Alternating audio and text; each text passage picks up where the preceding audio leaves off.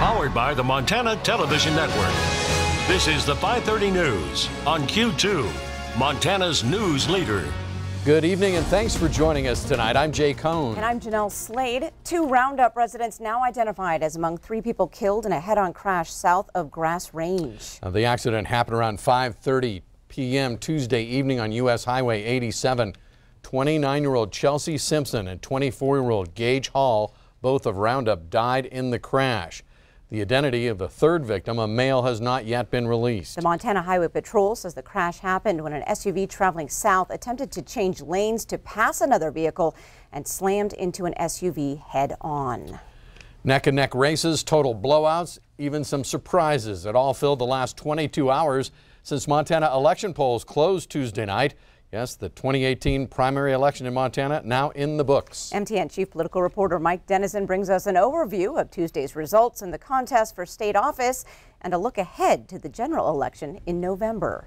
In the state's top 2 primary contests Tuesday, one result was as expected, but the other not so much. Former state lawmaker Kathleen Williams of Bozeman was the surprise winner of the Democratic U.S. House primary, capturing a 5-way race with 34% of the vote. She edged out Billings attorney John Heenan by about 2,000 votes and now faces Republican Congressman Greg Gianforte in the fall. We're so thrilled to be the nominee and ready to move forward in the general election against Gianforte. Williams won the primary despite being outspent at least 3-1 by her top competitors. In the Republican U.S. Senate primary, State Auditor Matt Rosendale was the favorite going in and came out on top, also with 34% of the vote in a 4-way contest.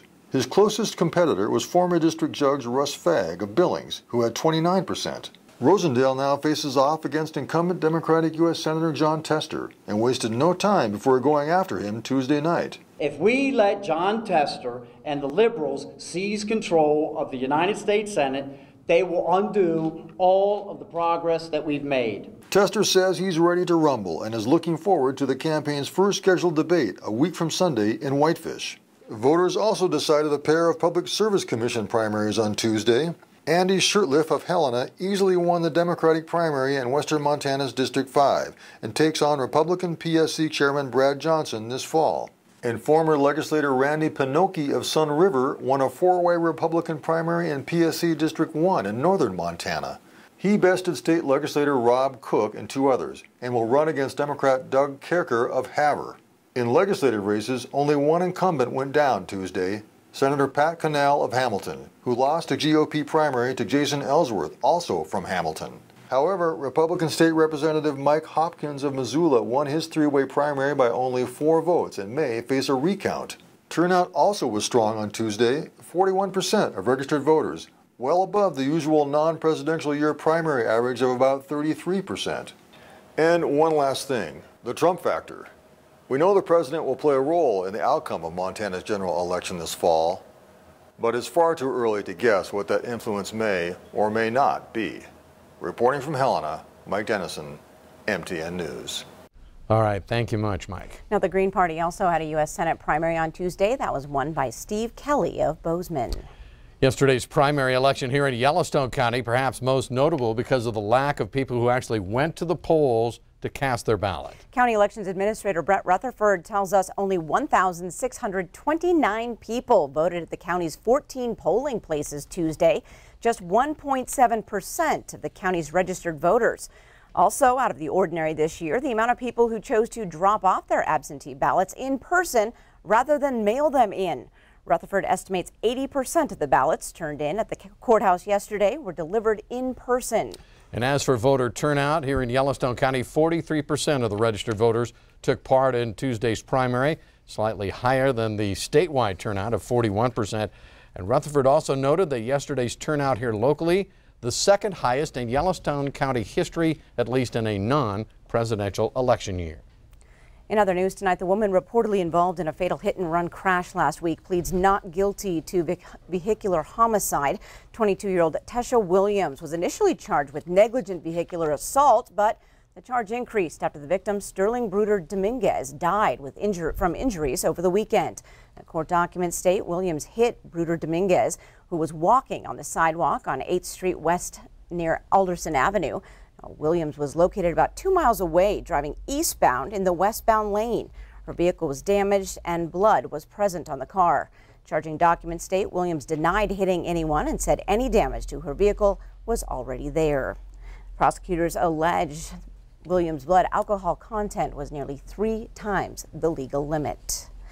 President Trump signs into law a sweeping change in how American veterans receive their health care. It's called the VA Missions Act, and it passed both the Senate and the House last week in a rare bipartisan vote. Montana Senator Jon Tester co-authored the Senate version of the bill and had this statement on its success today, quote, "Montana veterans deserve more than a thank you. They deserve a health care system that works for them, whether it's at a VA clinic or a local community doctor." Now, the big change, a new option for veterans to seek care from a private doctor outside the VA system. Senator Tester was not invited to the White House for today's signing ceremony, but Senator Steve Daines was there. He spoke about the bill on the Senate floor earlier today. The problems plaguing the VA aren't just occasional news stories. They are the daily reality for Montana veterans. Enough is enough. Currently, the VA serves as many as 9 million veterans across America. Now, the bill also expands the VA caregiver program for families of disabled veterans. Speaking of veterans, today marks the 74th anniversary of World War II's pivotal D-Day invasion. On June 6, 1944, Allied forces stormed the beaches at Normandy to push into Europe, a key turning point against Nazi troops. Historians call D-Day the beginning of the end of the war. Europe had been at war for nearly half a decade, with the U.S. in the fight for 2.5 years. Now the war would continue for another year. D-Day remains the largest amphibious invasion in history. Upwards of 160,000 troops invaded Europe, more than half of them Americans, and it is estimated that roughly 10,000 Allied troops were killed, wounded, or went missing in action on just that one day.